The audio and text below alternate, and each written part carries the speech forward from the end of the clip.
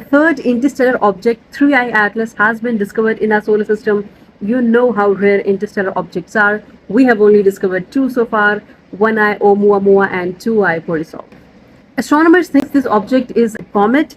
It was first observed by the Atlas telescope in Chile on just 1 July, so just 4 days ago. This comet is currently near the orbit of Jupiter. It's going to eventually pass from the orbit of Mars and then eventually to the Sun. But it's not coming anywhere close to the Earth. We are very safe, so there's no panic. It's all excitement. You might be wondering, how do we know it's interstellar object and how do we know it's a comet specifically?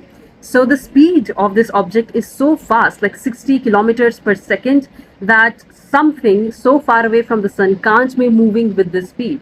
So the trajectory can be only of an interstellar object and not a solar system object. And comet, because it has an icy nucleus that's surrounded by the coma, which is also not letting astronomers estimate its true size because it's so glowing, but they estimate it is about 20 kilometers in size or so. It's gonna get brighter through the September and it should be visible from like a lot more telescopes, but I'm not really sure what will be the maximum brightness it reaches. Like, will it be visible from small telescopes as well?